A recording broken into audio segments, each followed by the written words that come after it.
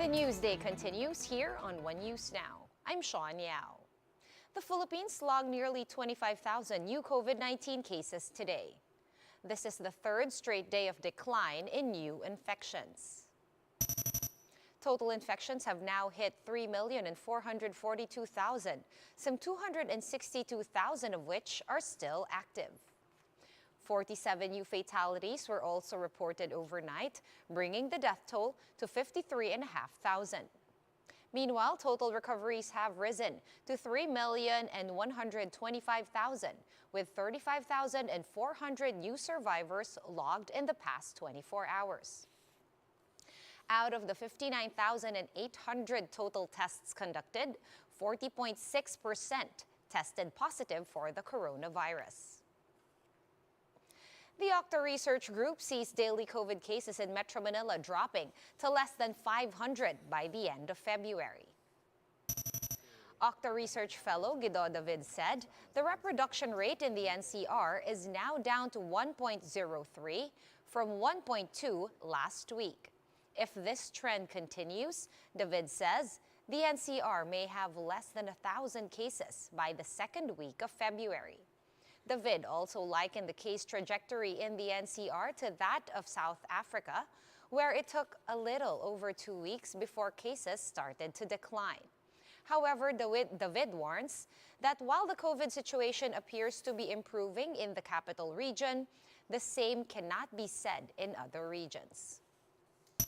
Medyo matatagalan yung yung Omicron wave kasi kahit na medyo bumababa na sa NCR tsaka sa Cavite, Rizal, nagpataas pa lang sa mga ibang lugar at may mga ibang lugar na hindi pa nagkakaroon ng pagtaas. We're hoping na by around March to April ay tapos na yung Omicron wave sa buong bansa.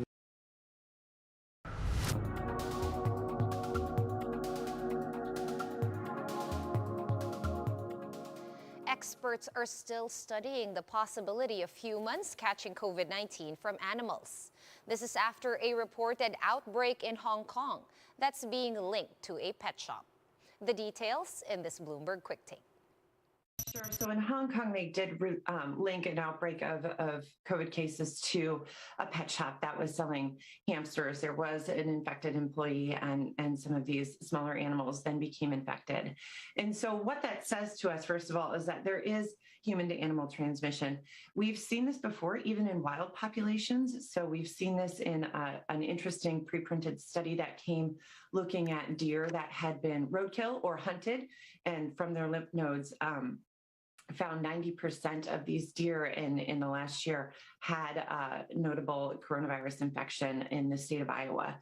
So we know that this SARS-CoV-2 virus is getting into animal populations. We see big cats, wild cats in zoos in South Africa. They just released another study showing transmission from handler to animals. So what we're concerned about is when viruses get established in animal populations, it makes it even harder to eradicate and control because reservoirs are created. So we're watching it closely.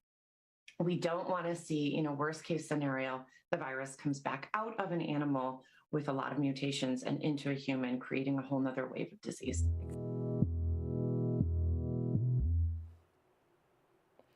And the Philippine College of Physicians wants to block the passage of a measure seeking to regulate the use of vape products. PCP President Dr. Maricar Limpin said they are urging the President to not sign the vape regulation bill. This measure allows the purchase and use of e-cigarettes and vapes among 18-year-olds, down from 21 years old. Limpin said this will expand the youth's access to the products and will likely lead to more addiction. Nakikita ho natin, mas marami na po sa mga kabataan natin ang naeengganyo na gumamit ng mga produktong ito. Mr. President, yung vape bill na ito will actually break the vow that you made to the Filipino people to fight addiction. Here's a quick look at today's other top stories. Transport officials opened a mobile vaccination site over at the Parañaque Integrated Terminal Exchange today. Around 500 AstraZeneca doses for primary shots and booster shots are available at the site every day. The mobile vaccine site will be open from 8 a.m. to 12 noon until Friday. The Supreme Court has allowed bar exam takers to keep the reviewers in their laptops, provided that the files are stored in local folders and not on the cloud. Examinees may open their laptops to access their files for any last-minute studying after security checks are conducted. And Pag-asa is still monitoring a low-pressure area just spotted east of Hinatuan, Surigao del Sur. Although this LPA is not likely to intensify, it will bring light to heavy rains in several areas. These include Sorsogon, Masbate, Ticao Island, Visayas, the Caraga, Northern Mindanao, and the Davao region. For more updates, visit News 5, the Philippine Star, and Business World online. Visit our website, onenews.ph, for more in-depth analysis. You can also catch One News on the Signal Play app.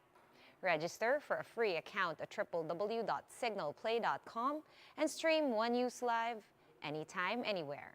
Masks on, wash hands, and stay safe, Philippines. I am Sean Yao. We are One News.